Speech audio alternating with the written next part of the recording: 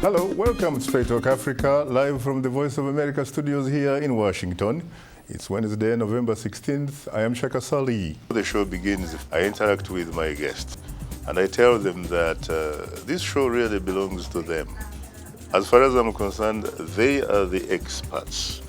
They have an opportunity to put their best foot forward. Before hosting the show, I had done a lot of work on the continent. I was reasonably well informed as far as the history, the culture, the politics, the economics of the continent that affect people on a daily basis. When I started especially hosting Straight Talk Africa, I recall telling myself that if you are to consider yourself a success, you first and foremost must succeed at remaining authentically Shaka Ssali, that Kabale kid, the little kid that is inside me. And I'm glad to say that after 11 years of hosting the program, I think I have sort of gotten there. About, for example, the democratization process, the struggle for human rights, things, frankly, that, people rarely have an opportunity to be able to have a dialogue or to have a conversation. Straight Talk is a show that tries to connect with the ordinary people back in Africa. We're looking for the story in Africa that week. When they call, they know that they are connecting directly with Shaka. Get better, not better. Shaka-isms are these expressions that Shaka Ssali is notorious for. In every show, he has a handful of things that he says.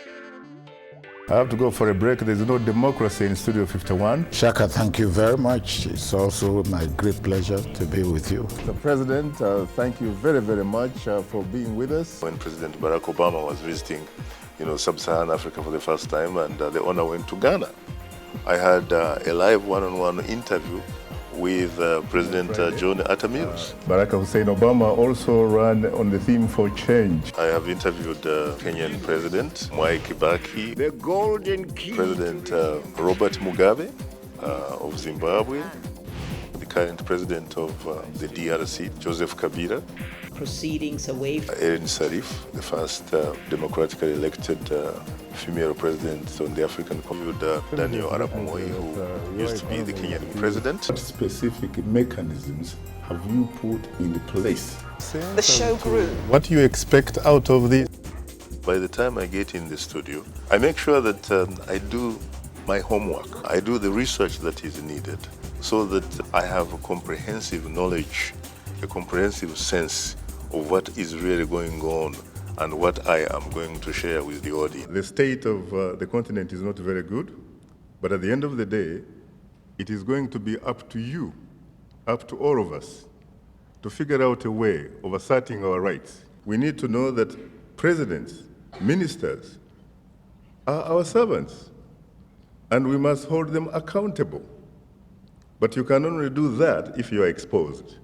You can only do that if you are well educated, and especially not the kind of education of simply reading books and passing exams, but the sort of education, frankly, that makes you socially and politically conscious, knowing that you have a rights and therefore you have a responsibility. Those are things that we need to do rather than simply focusing on presidents being dictators and what have you. They are going to do their thing. We should figure out how to do our thing.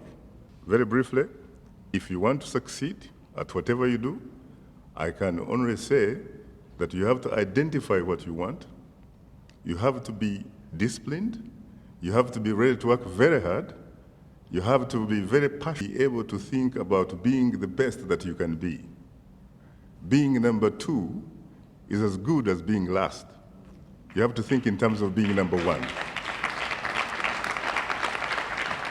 So, ladies and gentlemen, I hope that those who are very young in this audience here, if you want to do something about journalism, please feel free to come and stand on my shoulders so that you can see a little bit further than I. Because me too, I happen to be a beneficiary of those who came before me. Traveling with Shaka Ssali in Africa is like traveling with a rock star. The door's opening, he walks in, and there are scores of people. It's impossible for people to understand how big and how popular Shaka is in Africa. Traveling with Shaka Ssali in Africa is like traveling with a rock star. The door's opening, he walks in, and there are scores of people. It's impossible for people to understand how big and how popular Shaka is in Africa. On behalf of the Voice of America, thanks for tuning into Straight Talk Africa. In the meantime, get better, not bitter. And please remember to keep the African hopes alive.